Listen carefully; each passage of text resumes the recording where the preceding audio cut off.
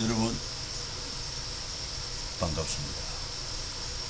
봄비가 많이 내렸죠. 이로 인해서 이제 기온도 좀 내려가 시원할 테고 산천 초목도 더욱더 아주 무성하게 잘 자라게 될 것입니다. 그런데 지금 태풍이 올라온다는 그런 뉴스가 있어 다소 우려가 되지만 우리는 범사 다 주님께 맡기고 기도함으로 주님 주시는 평강이 오늘도 가득하기를 바랍니다. 특히 우리가 어차피 통성경 학교 통해서 공부를 하면서 이 참 비대면이고 해서 다소 현장감은 떨어지지만 그러나 역시 우리가 이 진리의 말씀 성경을 공부한다는 그 가치를 염두에 두고 여러분 보다 더 학습의 효과를 높이기 위해서 꼭 교재 잘 읽으시고 그 다음에 강의를 또 잘 들어주시면 좋겠습니다.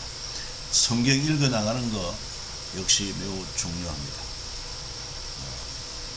특별히 우리 그 김경렬 집사님 카톡방에도 올렸습니다만은 고령 나이에도 불구하고 그 참 열심 우리 모두 함께 도전을 받았으면 좋겠고 여러분 모두에게 좋은 결과가 있기를 바라는 것입니다. 특히 이 성경 읽는 것도 그 다음에 또 교재를 보고 여러분들이 예습하는 것도 그리고 강의 영상을 듣는 것도 그때 그 시간에 이렇게 꼭 하십시오. 좀 힘들어도 미루지 말고 그렇게 하시면 훨씬 효과적인 학습이 될 것이고 여러분들에게 많은 유익이 있을 것입니다. 자, 그러면 오늘도 이어서 통성경 길라잡이 이제 29가가 되겠습니다. 에스라의 고난 이런 주제로 성경 에스라 7장에서 10장까지 공부를 하게 될 터인데 들어가기 전에 지난주 강의에서 조금 수정 하겠습니다. 그리스와 페르시아 3차 걸쳐 전쟁이 있었고 모든 전쟁에서 페르시아가 대패했습니다. 월등한 군사적인 또 모든 그 무기 면에서도 월등했지만 결국 그리스에 패하는데 특히 페르시아와 그리스 3차 전쟁에서 그때 페르시아 왕은 성경에 나온 아하수에로 왕 180일 동안 그런 잔치도 베풀었다고 하는 왕이지 않습니까? 그때 그가 아버지 다리오 왕의 그 유지를 받들어 가지고 이 그리스를 공격하는데 최대 병력을 동원하고 또 엄청난 그런 함대를 준비해 가지고 그리스를 공격했습니다. 자, 많은 그런 이 보병을 통해서 육지를 통해서 이 그리스 도시 연합국가를 멸하려고 했습니다. 그때 육지에서는 이 특별히 바다에서는 말이요. 바다에서는 어느 장군이라고 했습니까? 그 2차 전쟁에서 승리할 때, 그 마라톤 평원에서 승리할 때 밀티아데스라는 장군 밑에서 잘 훈련받았던 이 테미스토클레스가 장군이 되어가지고 3차 전쟁에서 특별히 해전에서 크게 승리하는데 그 승리한 해전이 바로 유명한 살라미스 해전이라고 하는 거 좀 더 강조를 하고 역시 살라미스 해전이 왜 유명하냐면 거기가 아주 좁은 해협이라고 합니다. 그 바다에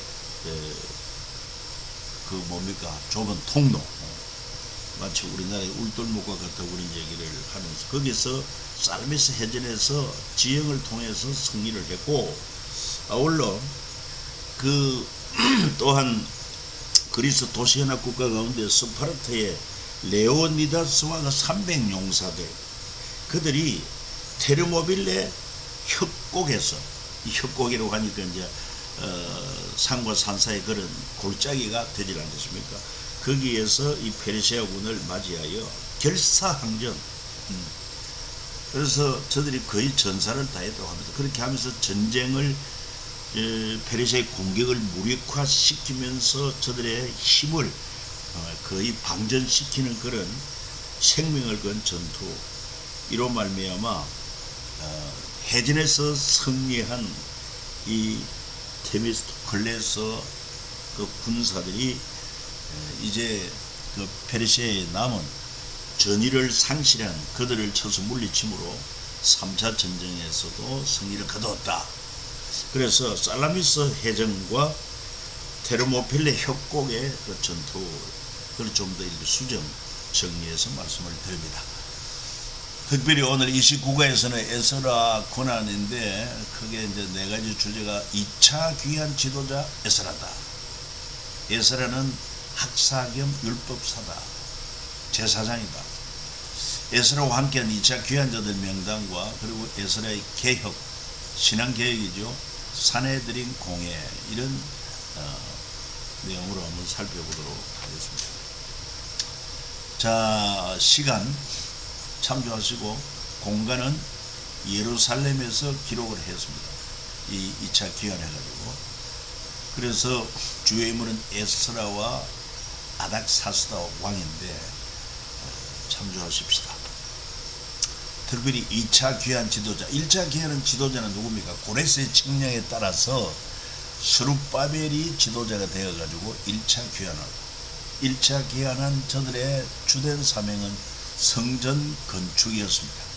그러나 저들이 성전 건축할 때 방해 세력들이 성전을 건축한다는 말을 하지 않고 성읍을 건축한다 이래가지고 그것을 페르시아 왕에게 고발을 함으로 말미암아 그때 다리오 왕이라고 이렇게 알려져 있지 않습니까? 그래서 중단됩니다.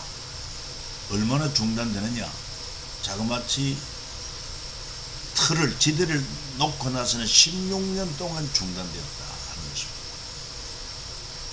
그리고는 하나님께서 학개, 스가랴 이런 선지자를 보내 가지고 성전 재건을 독려케 함으로 말미암아 그래서 다시 공사를 하게 되었고 이것이 다시 또 이제 공사를 하니까 또 역시 방해자들이 다리오 왕에게 고소를 했죠.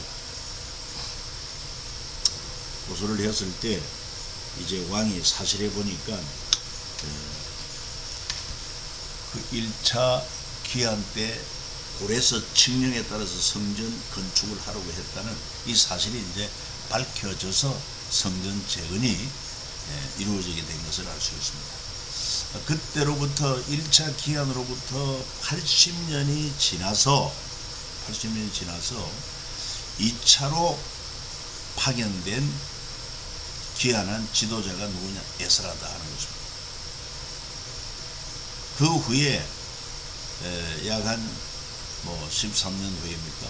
3차 귀환하는데 그때 지도자가 느헤미야다. 이렇게 여러분들이 이해하면 좋겠습니다. 특별히 이 에스라라고 하는 이분은 유대의 3대 학자로 유명한데 그 3대 학자가 에스라, hil렐, 가마리엘이다 하는 것을 기억하시기 바랍니다. 이 지도는 특별히 이 파사 제국 전체가 파사 제국인데 특별히 유브라테스 강을 기준으로 해가지고 지중해 동쪽에 있는 이 지역을 뭐라고 말하느냐 하면은 레반트 지역이다. 레반트라는 말이 해 뜨는 곳, 그래서 동쪽을 가리킨다고 하는데 지중해 세계관에서 바라볼 때 바로 이 유브라테스 강 안에 있는 이 동쪽 지역 레반트 지역이라. 그래서 이 지역의 총독으로 에스라가 오게 되었다 하는 것을 알 수가 있습니다. 특별히 에스라가 총독이 되어서 2차 지도자로 귀환할 때 그때 왕은 누구냐?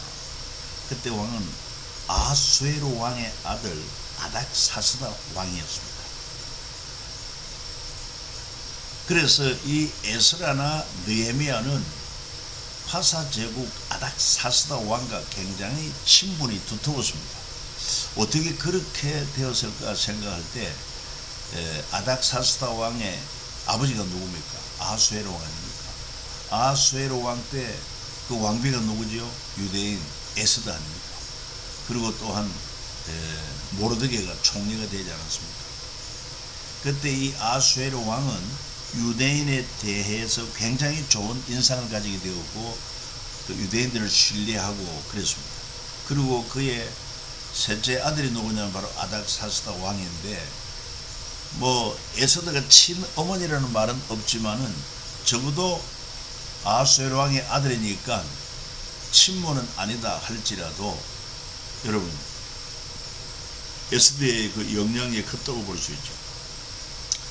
그러다 보니까 자연적으로 에스더나 또는 모르드게가 유대인들 가운데서 탁월한 인재들을 추천해요. 그래서 아닥사스다 왕도 그들을 중임한 것을 알 수가 있습니다.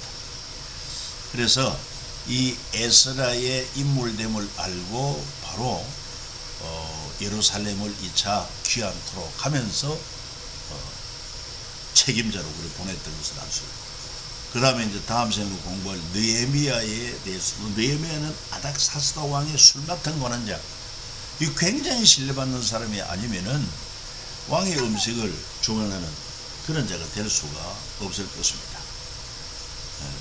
이런 배경을 여러분들이 좀 이해하면 좋겠어요.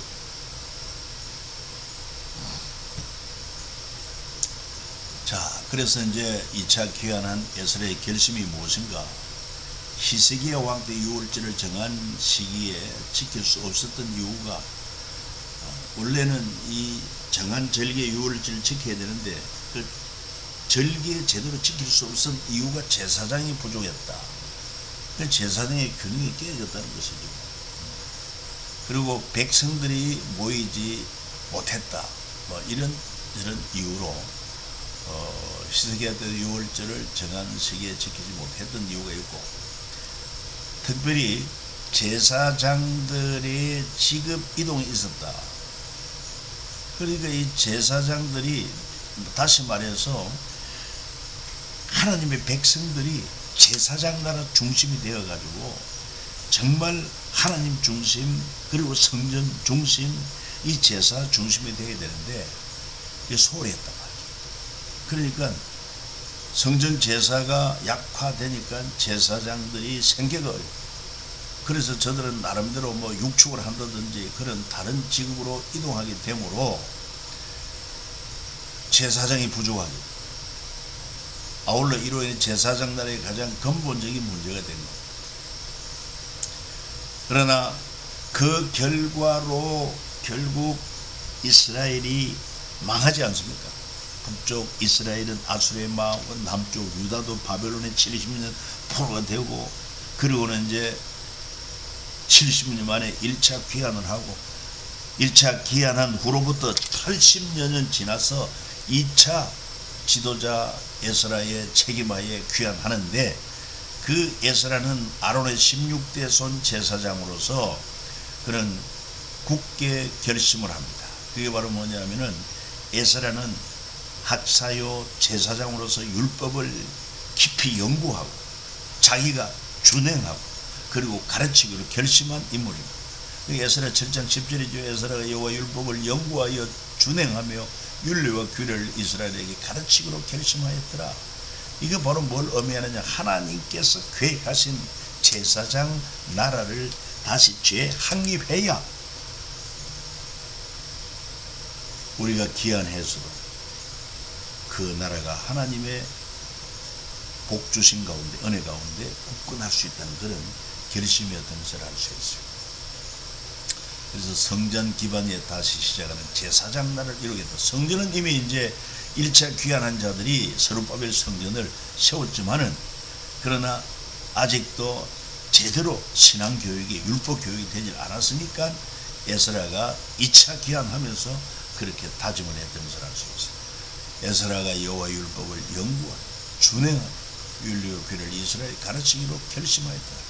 오늘 통상대학교 공부하는 저와 여러분들도 이런 자세가 필요하지 않겠나? 먼저 연구하여 배우고 연구하여 알고, 그리고 또한 그 말씀대로 지켜 준행하고, 뿐만 아니라 또 우리 자녀손들, 그리고 이웃에게 가르치기로 결심하는 이런 자세가 필요한 것입니다.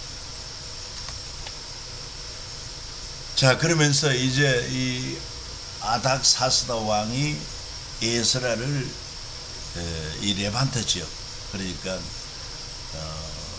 유브라데강 서편이고 지중해에서 보면은 동쪽 땅이 되는데 이제 보내면서 조서를 내립니다. 여호와의 계명의 말씀과 이스라엘이 주신 율례의 학자 겸 제사장인 에스라에게 아닥사스다 왕이 내린 조서의 초본은 아래와 같으니라 이렇게 하면서 아주 파격적인 그런 제안을 하면서 에스라를 보내주는 것이 바로 에스라 7장부터 나옵니다. 여러분 지난번에도 얘기했습니다만 에스라서가 1장에서 6장까지는 1차 귀환한 자들이 성전 건축한 것에 대한, 그리고 또 성전 건축이 16년 동안 지연되었다가 학계 서가래의 그런 격리에 힘입어서 4년 만에 완공해서 결국은 시작한 지 20년 만에 완공되었다는 그런 역사. 물론 방해 세력이 있었고 또한 유대인들도 성전 건축 재건에 대한 의지가 부족했던 것도 우리가 알 수가 있습니다. 그리고 이제 7장부터는 이 에스라가 당시 이제 파사왕 아닥사스다가 왕위에 있을 때 에스라를 이제 2차 귀환 지도자로 보낼 때 그 기간에 벌써 80년이 지났다는 것을 여러분 염두에 둬야 됩니다.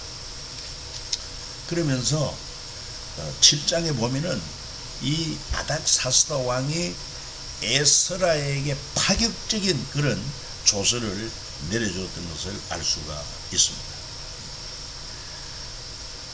특별히 이 에스라는 아닥사스다 왕과 굉장히 친분이 좋았고 성경 7장 6절에 보면은 그는 모세의 율법에 익숙한 학자로서 그의 하나님 여호와의 도우심을 입음으로 왕에게 구하는 것은 다 받는 자이더라 그랬습니다. 그리고 왕과 굉장히 친분도 좋았어요. 왕에 굉장히 또 신뢰했던 것을 알 수가 있습니다. 그리고는 이제 그 7장 11절부터 이제 아닥사스다 왕이 내린 조서의 내용이 쭉 나오는데 아주 파격적입니다.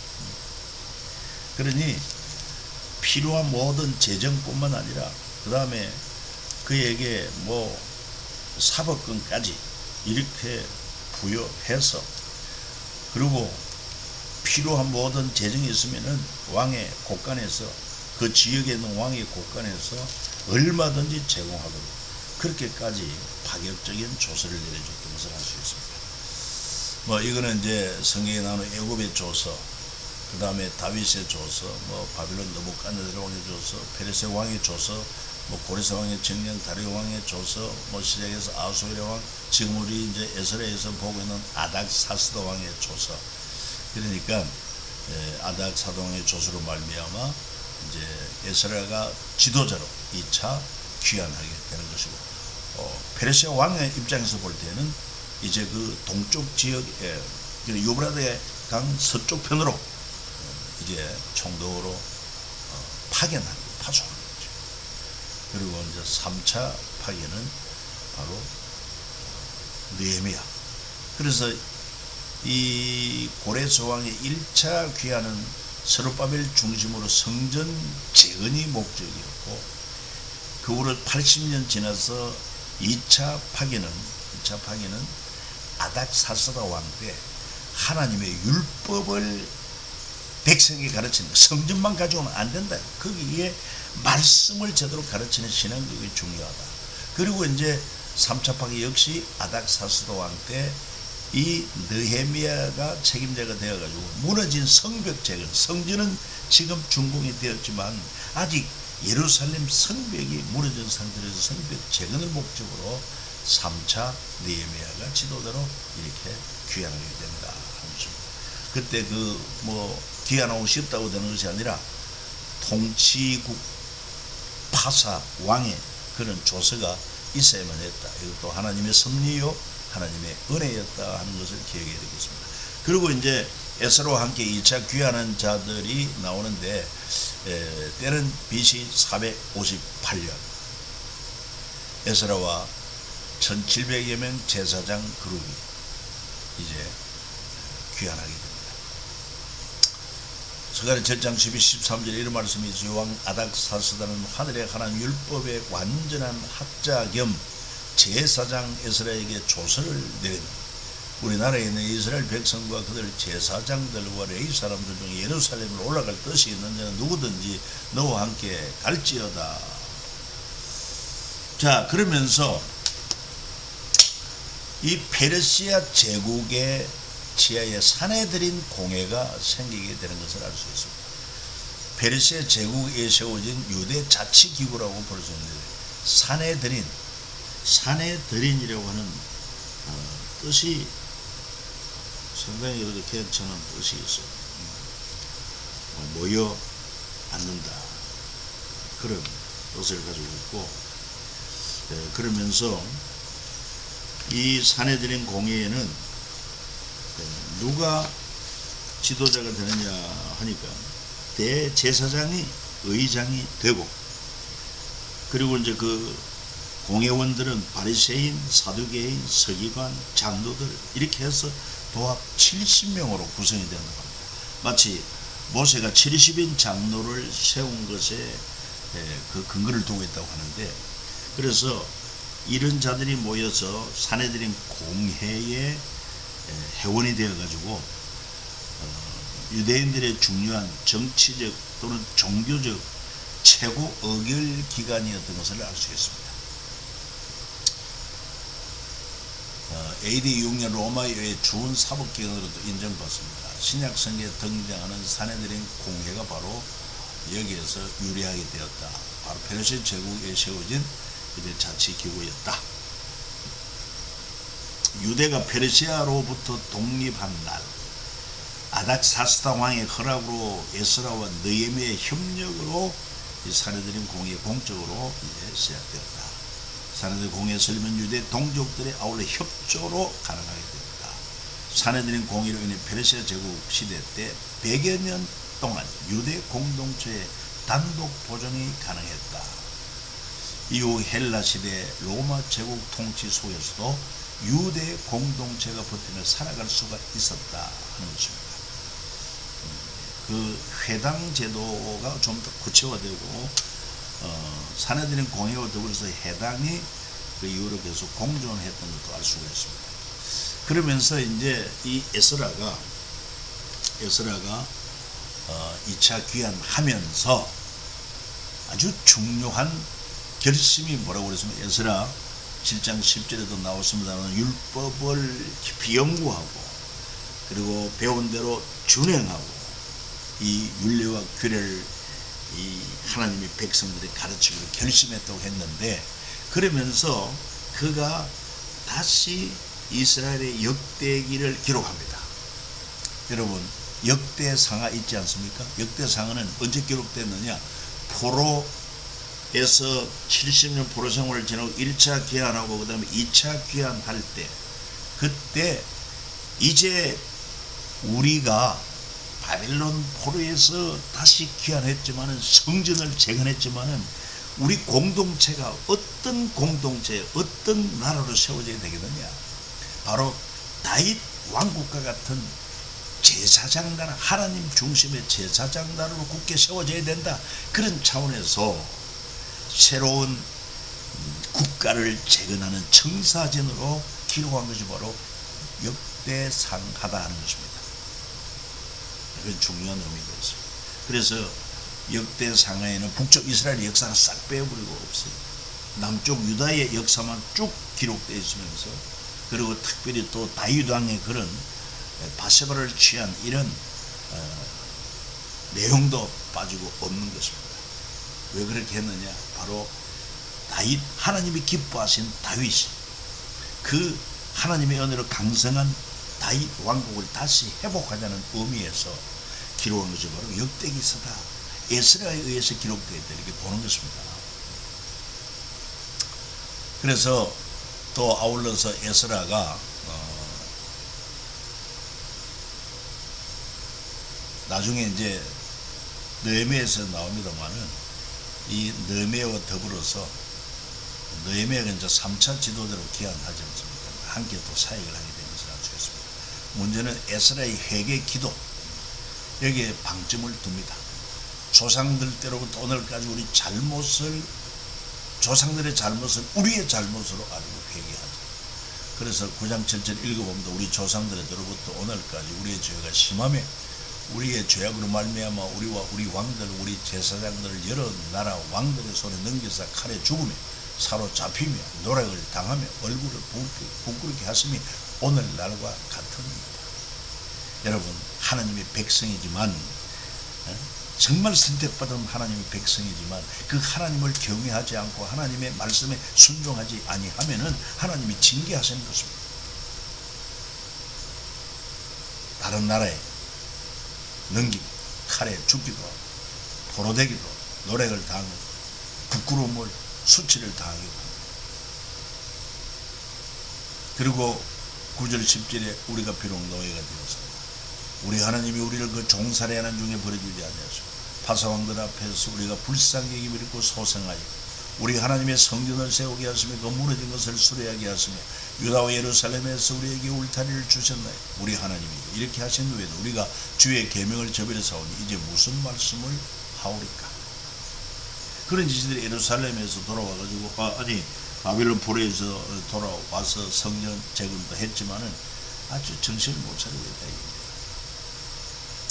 그래서 에스라가 하나님의 성전 앞에 엎드려 울며 기도하여 죄를 잡아갈 때 많은 백성이 크게 통곡하며 이스라엘 중에서 백성의 남녀 어린아이 큰 무리 그 앞에 모였다. 그러니까 에스라가 이처럼 하나님 말씀으로 깨우치고 가르칠 때 특별히 회개하고 그리고 그 새로운 심령에 말씀을 가르칠 때 새로운 은혜가 임하고 심령이 새로워진 것을 알 수가 있습니다. 그래서 하나님의 역사는 저들이 하나님의 백성으로 제사장 나라를 제대로 세우지 못할 때 포로되고 성전도 파괴되었습니다. 70년 동안 꺼져서는 안 되는 성전 제단에 불이 꺼지게 된 것입니다. 하나님이 탄식하지 않겠습니다. 그러나 예레미야를 통해서 바빌론 70년 포로가 끝나고 다시 예루살렘 돌아올 것이라고 말한 것처럼 BC 537 1차 귀환을 해서 1차 스룹바벨 성전 제거, 학교 스가랴의 그런 동료, 격려로 16년 동안 스톱해 있던 성전 재건을 이제 20년 만에 마무리하게 되고, 그 다음에 2차 제사장 나라를 다시 회복하기 위하여 에스라를 보내서 하나님의 말씀대로 제사장 나라를 정비하고, 그리고 3차 이제 느헤미야를 보냄으로 말미암아 성벽을 재건하게 합니다. 그러니까 포로생활 70년 1차에서 2차까지 약 80년 세월이 흐릅니다. 그래서 여러분 70년 동안 성전 불이 꺼졌다가 언제 다시 켜지느냐?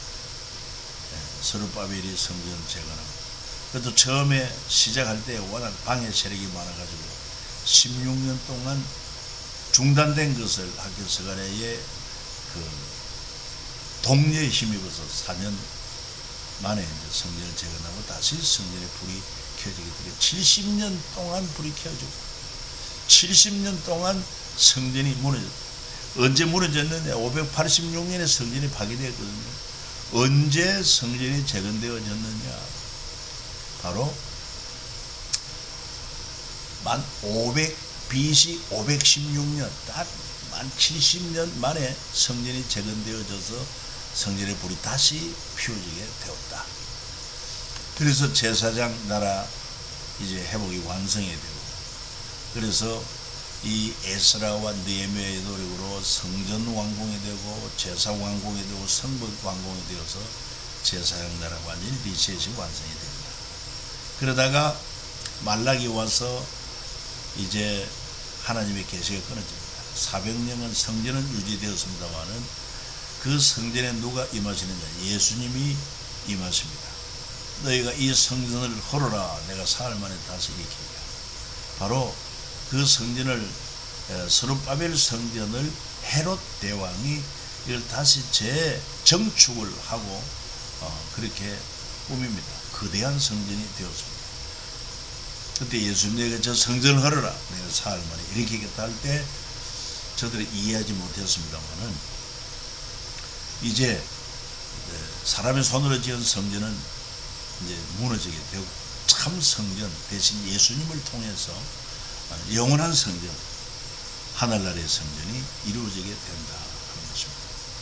그래서 제사장 나라 그릇이 더 큰 하나님의 그릇, 하나님의 나라로, 제사장 나라에서 하나님의 나라로 이렇게 이제 옮겨지게 되는 그런 계기가 바로 예수님을 통해서 이루어졌다 하는 것입니다. 이도 참고적으로 여러분 보시면은 도움이 될 것입니다. 유대인들 입장에서는 제사장 나라 다시 재정비, 페르시아 제국에서 볼 때는 지방화 정책 이렇게 되는 것입니다. 그래서 1차 귀환해가지고 성전불이 켜지고 1차 파견한 지원한 결과적으로 2단계 사내들인 공회가 수립되는데 바로 2차 귀환한 에스라를 통해서 제사를 이끌 제사장이 다시 세워지고 율법이 다시 가르쳐지고 시행되는.